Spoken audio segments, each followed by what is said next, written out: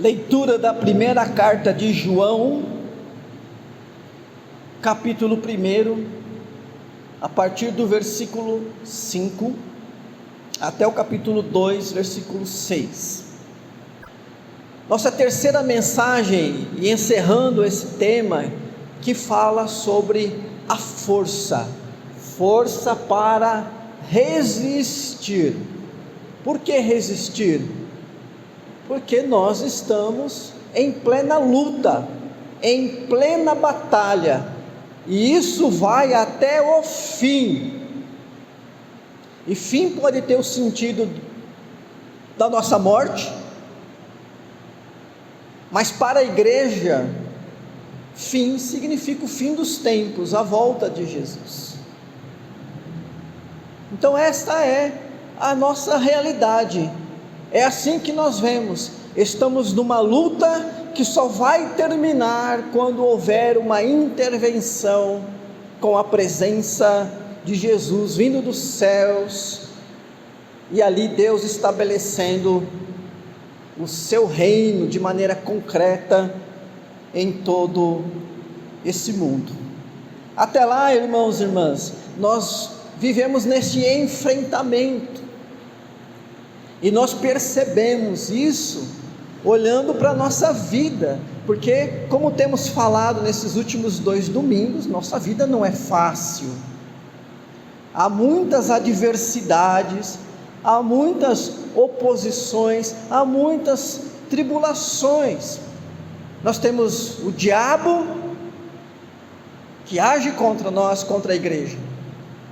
Nós somos carnais, temos o pecado e temos uma luta diária, constante, uma luta interna, interior, e lutamos contra o pecado que está instaurado na sociedade, e que muitas vezes prevalece, porque vivemos num tempo onde prevalece a vontade da maioria, e muitas vezes nós nos vemos que a vontade da maioria é uma vontade que pode ser justa e legal de acordo com as leis humanas, mas ela não está de acordo com a palavra, ela não agrada a Deus, ela não segue os padrões de vida do Senhor Deus. Chamamos isso de mundo, é o mundo que nós vivemos. Nesses últimos 2 domingos, não só 2 domingos, nesses últimos tempos, nós temos falado da grande dificuldade que a igreja enfrenta hoje, a religião cristã enfrenta hoje. É muito claro isso olhando para a igreja. Olha aqui, onde estão as pessoas? Onde estão as pessoas? Parte delas não está aqui, porque tem se mostrado fraco diante da dificuldade que é o viver cristão, das oposições do mundo, da força do mundo agindo contra a igreja, dos ardis do maligno que são armados e muitas vezes enredam, prendem o cristão a uma vida de ausência, não só da igreja, mas da presença de Deus, da comunhão com Deus. Irmãos e irmãs, o cenário não vai mudar, assim será até o fim. Vida cristã é uma vida de resistência, de perseverança, de luta. Nosso descanso não é neste mundo, o nosso descanso é no céu. O céu. Até lá, nós precisamos ser fortes. Precisamos ser fortes. Não tem outra escolha. Não tem outra opção.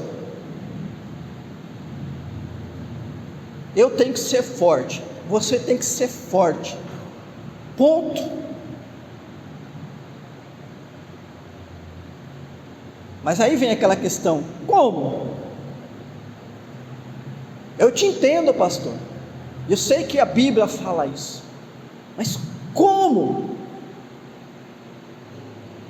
Então nós temos, nos últimos 2 domingos, passado 2 instruções. E vamos passar uma terceira hoje.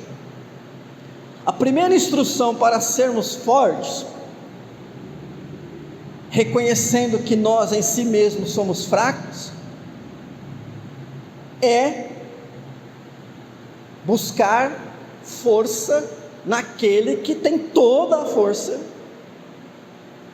naquele que é o nosso refúgio, nossa fortaleza, nosso general, nosso exército. Buscar a força de Deus para as nossas vidas. Por isso que nós, no primeiro momento, vimos que para sermos fortes, ou para ter uma força, e essa força de Deus, nós precisamos de Deus na nossa vida. Ora, para o não crente, isso significa que ele precisa de entregar a sua vida para Jesus, ele precisa da conversão.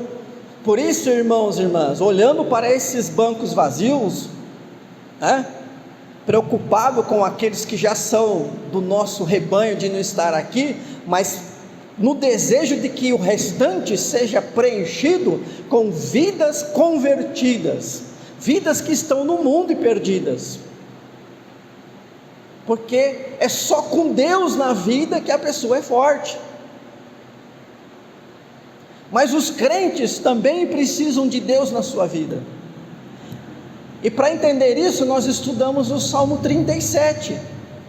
No Salmo 37, nós vimos que Deus em nossa vida significa Deus agindo em nosso favor, sua força e poder agindo em nós e por nós. E vimos também no Salmo 37 que essa força e poder de Deus agindo em nós ou por nós não é automático. Basta ser crente, basta ter meu nome no hall de membros, basta de vez em quando eu aparecer na igreja que está resolvido. Não. O Salmo 37 nos mostra, ou nos mostrou, que para que se concretize, para que seja efetivo e eficaz a força de Deus na vida do crente, naquele que tem a presença de Deus, ele precisa de confiança, de entrega e de descanso, enquanto espera o agir de Deus. E que resumidamente podemos dizer o seguinte: a primeira atitude, postura e estilo de vida para que sejamos fortes é viver uma vida constante e diária do exercício da fé.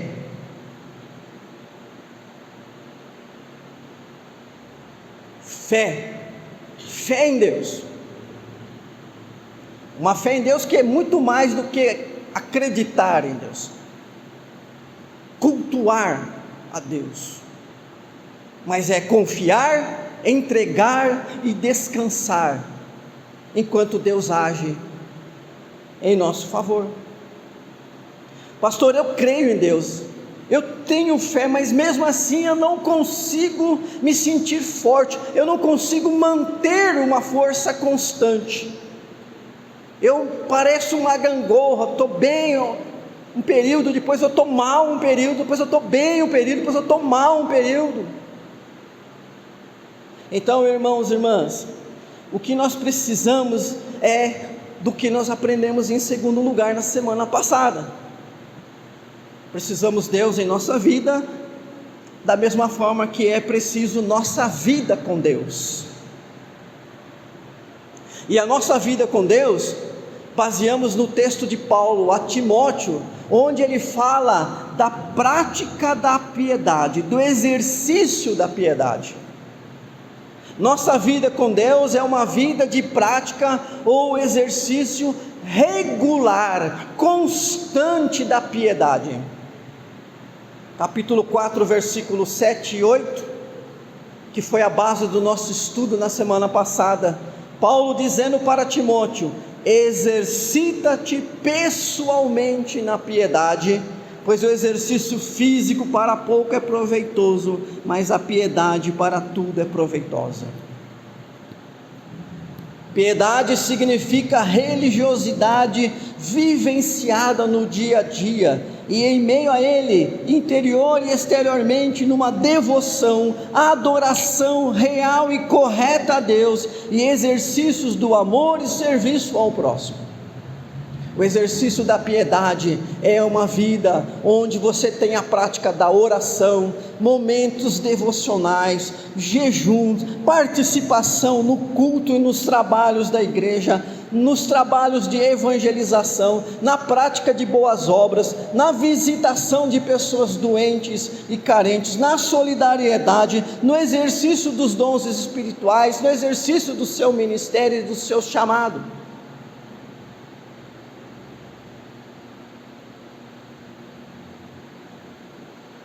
É um trem em movimento. Você olha para um trem, ele tem aquela máquina enorme, que faz aquele barulho, e que tem uma força imensa, de carregar toneladas e toneladas e toneladas. Mas se você olhar, e aquilo estiver parado, ele não vai chegar em lugar nenhum, nunca, não é isso?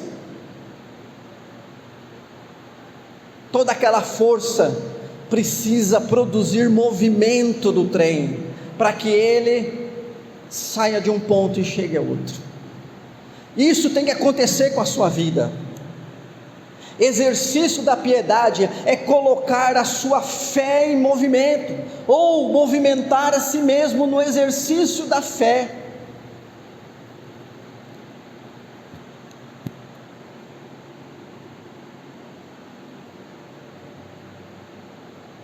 Então, irmãos e irmãs, quando nós vivemos o exercício da fé diariamente, confiando, entregando e descansando no Senhor, enquanto Ele age por nós, e para manter essa confiança, essa esperança, esse descanso, essa entrega firme, a gente ora, cultua, louva, pratica obras do ministério, a gente busca praticar a fé como a gente pratica aquilo que faz parte da nossa profissão, aquilo que faz parte do nosso viver diário, aquilo que fazemos com o nosso corpo, com a nossa mente e também com o nosso espírito. O que acontece quando nós vivemos uma vida assim, irmãos? Que benefício tudo isso traz? O benefício de ter uma vida em intensa e contínua comunhão com Deus.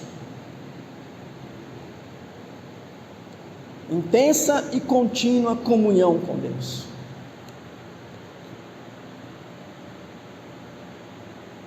Se a força não é nossa, se o que temos por si mesmos é fraqueza, e a força que nós precisamos para resistir é de Deus, o que nós precisamos é comunhão com Deus.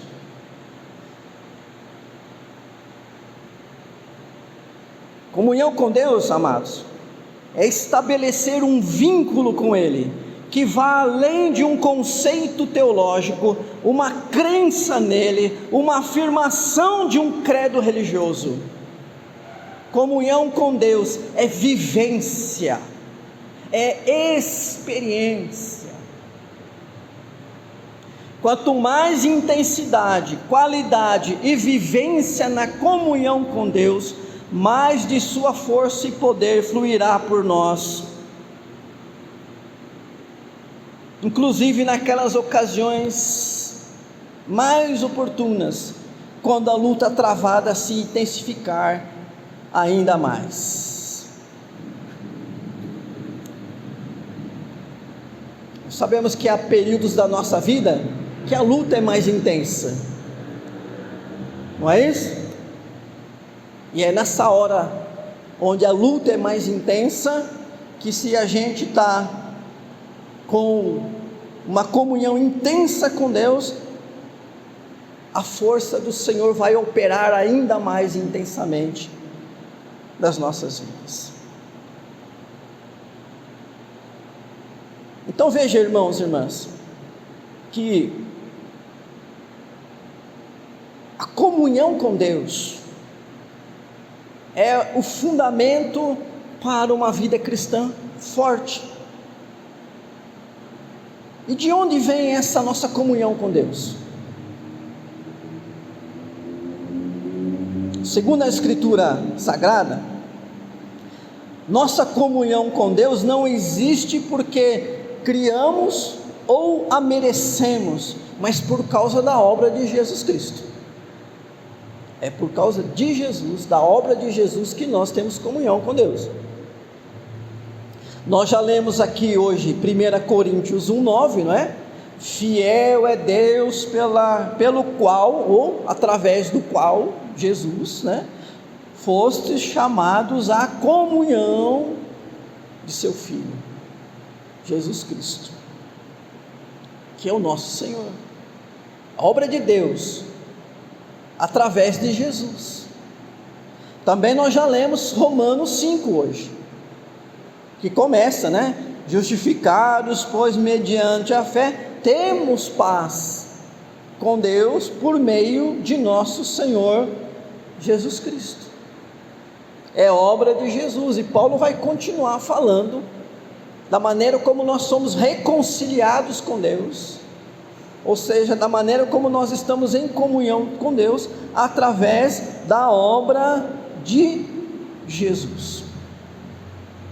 Então, Jesus Cristo, através da sua obra salvífica, Ele opera em nós, opera nos salvos, de tal maneira que eles são justificados, eles são perdoados, eles são justificados, e aquilo que os separava de Deus, o pecado que os separava de Deus e que os mantinha na condição de morte espiritual, aquilo tudo é tirado, eliminado, e através da obra de Jesus nós somos vivificados, aproximados de Deus e entramos em plena comunhão com Deus.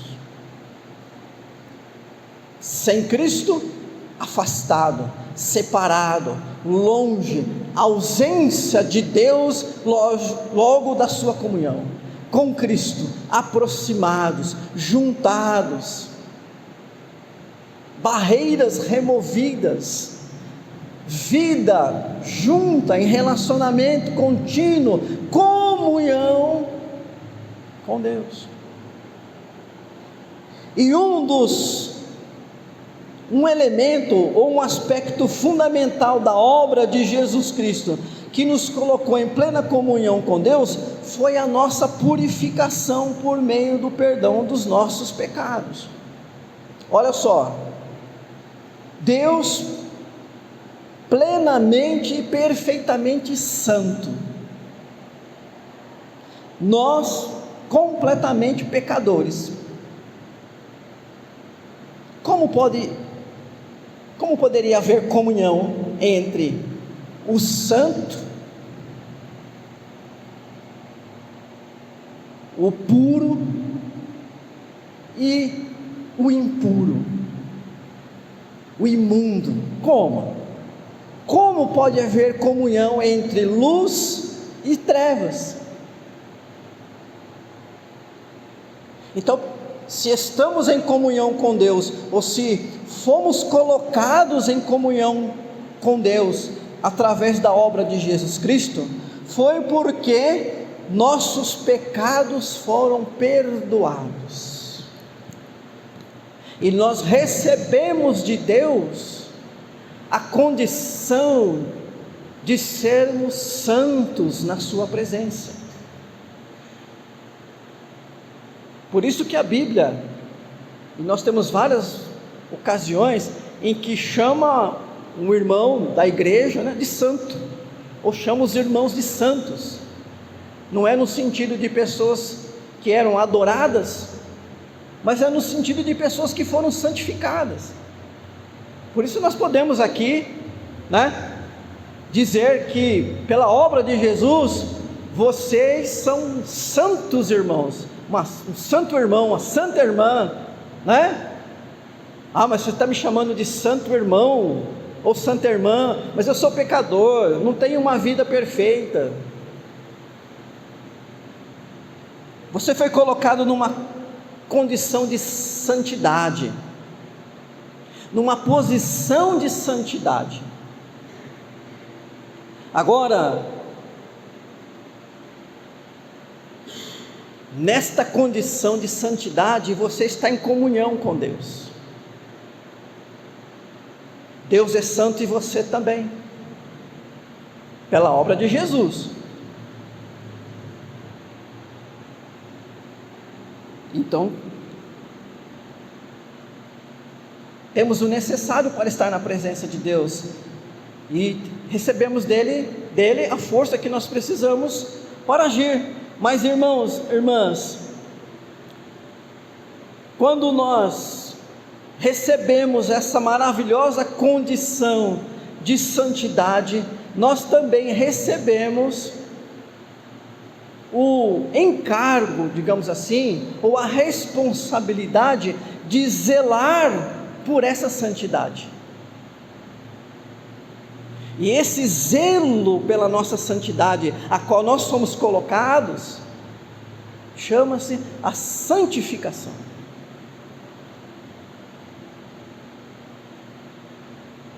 Então são dois momentos, dois aspectos da santidade da vida cristã. Um é o que diz respeito à nossa condição, uma condição em que nós somos colocados no momento da salvação de uma condição definitiva. Somos santos porque Jesus Cristo nos santifica e nada mais nos separa de Deus, ponto.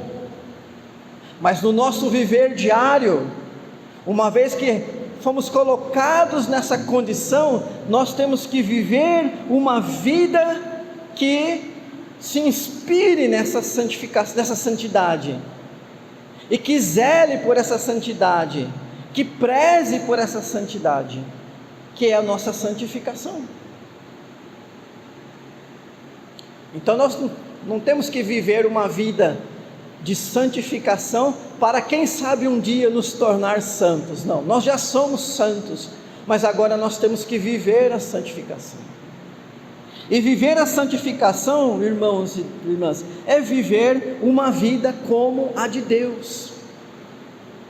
Nossa vida como a de Deus.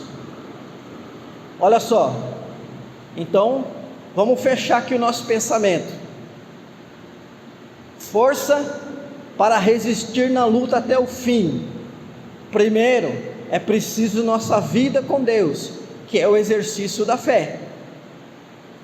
Segundo, é preciso nossa vida com Deus, que é o exercício constante, diário da piedade. Terceiro, é a nossa vida como a de Deus, que diz respeito à nossa santificação. A Bíblia nos exorta para uma vida segundo Deus. O texto que nós lemos, capítulo 2, versículo 6. Olha aí, abre aí de novo a Bíblia, o aplicativo. Aquele que diz que permanece nele, esse deve, não é esse talvez, esse pode, esse tem a opção, esse tem a recomendação, esse tem o bônus. Está escrito isso? O que está escrito aqui? Deve. Esse deve também andar assim como ele andou.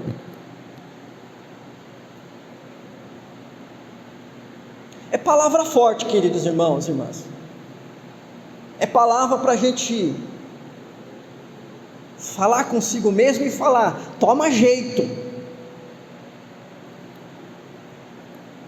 porque é palavra de Deus. Esse deve também andar como ele andou. Se você diz que permanece nele, quem é que diz que permanece nele? Aquele que diz que está em comunhão com ele. Quem é que diz que está em comunhão com ele? Aquele que é religioso, aquele que vai na igreja, aquele que é crente. Talvez sim, talvez não. Efésios 5:1: sede, pois, imitadores de Deus, como filhos amados. Palavra forte também. 1 Pedro 1,16: sede santos, porque eu sou santo. Gálatas 3,27: porque vocês foram batizados para ficarem unidos com Cristo, e assim se revestiram com as qualidades do próprio Cristo.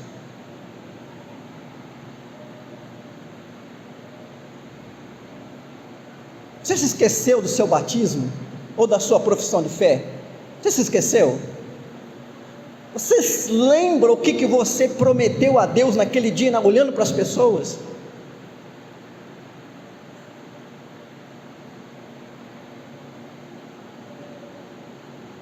Vocês foram batizados para ficarem unidos com Cristo e assim se revestirem com as qualidades do próprio Cristo. Romanos 13,14: mas tenham as qualidades que o Senhor Jesus Cristo tem, e não procurem satisfazer os maus desejos da natureza humana de vocês. Uma vida como a de Deus. O que eu ganho com isso, pastor? O que você ganha com isso? É que quando nós nos esforçamos, nos empenhamos, quando nós saímos da mesmice, da mornidão, do desânimo, quando nós entendemos qual é a nossa missão, nosso papel, nossa função, o sentido da nossa vida nesse mundo, e vivamos assim, em santificação, nós estamos afastando de nós o máximo que podemos, não de maneira perfeita, mas o máximo que nós podemos, estamos afastando uma vida de desobediência a Deus. Desobediência que nos leva a pecar. E nós já falamos aqui nessa mensagem que pecado, ou uma vida no pecado, na impureza, não pode estar em comunhão, viver em comunhão intensa e contínua com a plena e perfeita santidade que é Deus. Ou seja, uma vida obediente te mantém em comunhão com Deus, e uma vida em comunhão com Deus é uma vida na presença de Deus, é a presença de Deus na sua vida, é uma vida com força para resistir na luta sem fim. Mas uma vida que não se empenha na santificação, uma vida que deixa-se tomar pelo pecado, que se afasta de Deus, que ao invés de olhar para Deus, olha para as pessoas, ao invés de estabelecer o seu ideal do eu, Jesus Cristo, coloca como ideal do eu sua vontade, os seus defeitos muitas vezes. Esta vida se afasta de Deus, e enfraquece.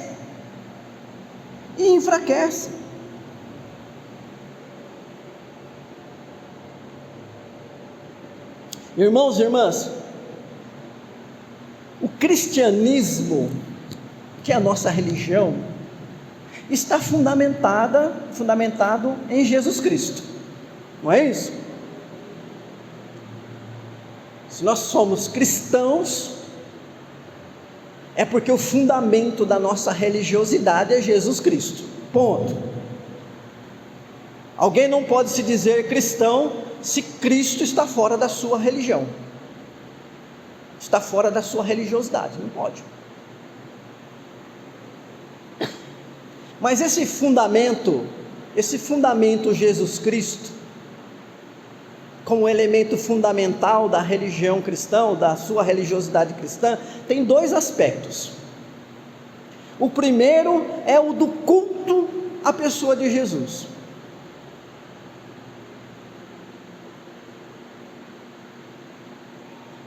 O cristianismo é fundamentado em Jesus, e o cristão cultua a Jesus. Ele olha para Jesus e presta cultos a Jesus. Ele é o Salvador, Ele é o Redentor, Ele é o Senhor. Todo cristão presta culto a Jesus, senão ele não é cristão.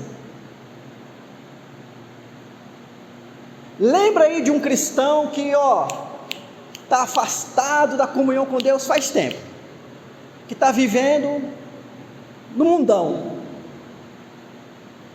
Pergunta para ele: Jesus Cristo é Filho de Deus? É. Você tem algum problema de dizer: Jesus, eu adoro o Senhor como Filho de Deus? Não. Ele não nega Jesus, ele não despreza Jesus como Salvador e Filho de Deus, não. Então todo cristão presta culto a Jesus. Mas irmãos e irmãs, o segundo aspecto da nossa religiosidade cristã é que há um grupo destes que cultuam a Jesus, que também firmaram uma firme adesão às suas palavras, aos seus ensinamentos. E aí então nós agora identificamos que dentro do cristianismo tem dois tipos de cristão. O primeiro, que envolve a todos, cultuam a Jesus como Filho de Deus Salvador, acreditam no Natal, na Páscoa, nessas datas, e que Ele é o Cristo, Filho de Deus. O primeiro grupo reúne todos. O segundo grupo, que eu preciso estar, que você precisa estar, se você quer força, se você quer comunhão com Deus, é o grupo que cultua a Deus e segue as suas palavras.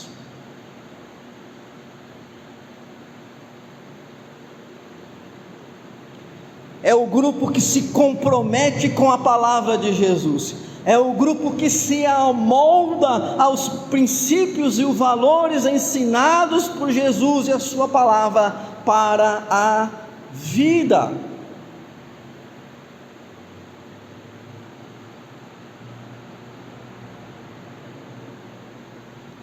Aquele, versículo 4, aquele que diz: eu o conheço, e não guarda os seus mandamentos, é mentiroso, e nele não está a verdade.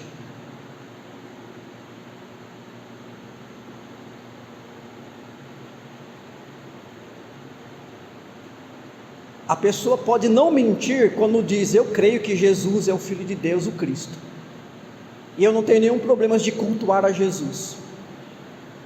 Mas ela mente se ela está dizendo que não obedece a Jesus, tem uma vida mundana, tem uma vida onde ela não está praticando o exercício da piedade, confiando, entregando e descansando sua vida na mão de Jesus, e dizendo: então eu conheço Jesus, mas sou desobediente. Palavra de Deus, irmãos, irmãs, diferente do politicamente correto que a gente tem que lidar hoje em dia, ela define muito bem as coisas. Define muito bem.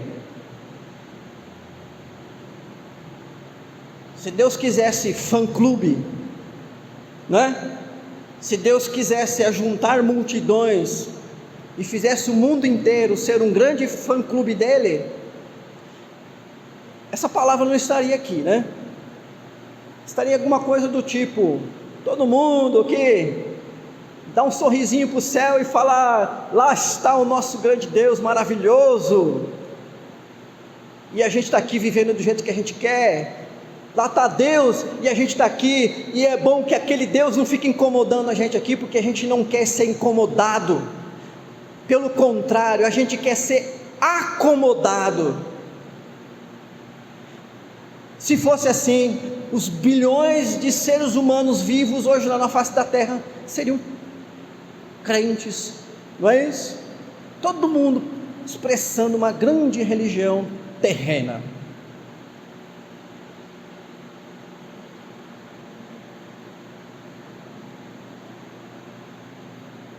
Você tem que escolher, querido irmão ou irmã. A palavra de Deus, ela define bem as coisas. Você quer força? Você quer força? Então, obedece. Ter força, para ter força, não basta ficar só cantando música bonita de louvor a Deus. Conheço um monte de gente que fica ouvindo o dia inteiro rádio gospel.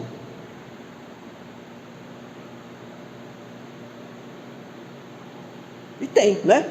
Hoje tem rádios, canais no YouTube, ou em outras mídias aí sociais, que é só música gospel, música evangélica, música cristã. E eu fico o dia inteiro ouvindo isso aí. Isso significa o quê? Eis um grande homem de Deus forte para enfrentar as resistências do mundo? Talvez sim, talvez não. Por quê? Para que essa força esteja com ele, a gente precisa ver ele envolvido com a obra de Deus, com a vida cristã. A gente precisa ver ele exercitando a fé. A gente precisa ver ele negando a si mesmo para privilegiar a vontade de Deus na sua vida.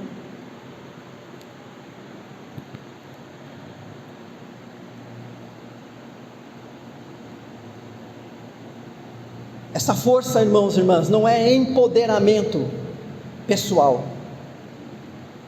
Você está buscando empoderamento social? Vai lá na livraria, tem uma enorme lá no shopping, tem uma seção enorme, escrito assim, autoajuda. Lá tem os 10 passos para você ter o empoderamento pessoal. Vai lá, aprender umas coisas bacanas lá. Ou vai buscar na rede social essas frases de efeito, né? A rede social está cheia de frase de efeito. Não é empoderamento pessoal, é força de Deus em você. Não é uma força de Deus que passa a ser sua. A força é de Deus. A força de Deus em você, é Deus presente em você, e você então sendo forte, porque o Deus da força está presente em você. Para isso, você precisa seguir esses passos que nós temos falado aí nas últimas semanas. Então, meu irmão, minha irmã, faça parte do grupo que aderiu às palavras de Jesus.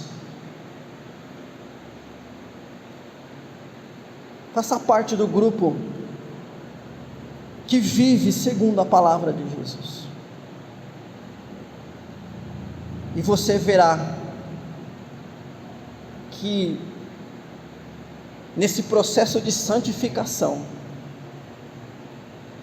a força de Deus vai estar em você, porque Ele vai estar intensamente em comunhão com você.